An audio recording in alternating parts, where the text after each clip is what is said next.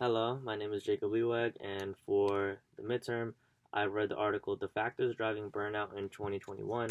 This is written in February of this year by David Rice. And basically, this article illustrates the different reasons as to why employees are feeling more and more burnt out, and different solutions that we have towards tackling this. Basically, Rice talked about five factors that went into driving this burnout that employees now feel, and the five key drivers that he included was workload, not enough time to get everything done, a lack of support from the organization, a lack of growth in general in terms of career progression, and a disconnect between personal and company values. In my time working as an intern this past fall, I could definitely testify to most of these reasons. The workload, it's really magnified when you have to do it at home. Although it might sound easy, since you're in the comfort of your own bedroom, and since I was really sitting in this very seat the whole time, sometimes a lot is asked from you, and I remember having to juggle maybe 3 to 4 different projects at once. And although I was able to manage it and get it done, it was definitely a lot more that was asked from me at this time versus other internships that I've done in the past. Um, I know that could be magnified for employees that are working full-time jobs at home, related to any of the HR functions as well. So I think workload is definitely a key factor in burnt out, and I think that could be a reason why many employees are feeling this way during this pandemic as well. Looking at the different internal and external factors, externally wise like COVID and the different racial injustices and issues like that, and then looking really internally as well if there's any disconnect between the company and the personal values of an employee. I feel like that's another big reason for burnt out. I think this year or 2020 alone, it was really weird in the sense that you had so many different things happening externally that really forcibly changed and altered the work setting.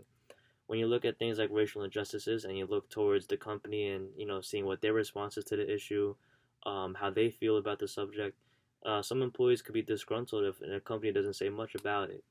Um, I can understand that. When you look at the top tier companies like Nike or whatever, they were able to, show that they cared and show that, how they feel about the subject. But of course, not many companies have done this. So there's definitely a disconnect between, employees and some companies. And I think when, your personal values don't really align with the company's values, there's a disconnect. And that could be a reason towards burnt out. If you don't like who you're working for, you're not going to want to work for them. So that's really how I see it, and that's why I see workload and disconnect between personal values and company values can be a really big issue and could be really the two main driving factors of burnout.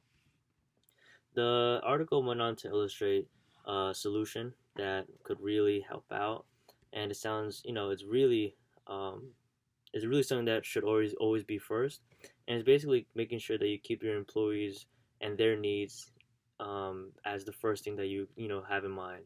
The article says that the best offense is a great defense, and that keeping the employee first and their values and everything like that, if as long as you keep that first and you make sure that what you're asking from them is manageable, then you won't, you have a better chance of having a happier employee.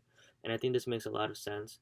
Really, just taking into account, the different factors that go into working remotely, whether it's like personal issues, family issues. There's a lot of things that are going on for these employees, and I think making sure that you remember that and making sure that you don't ask for too much, I think that could go a long way.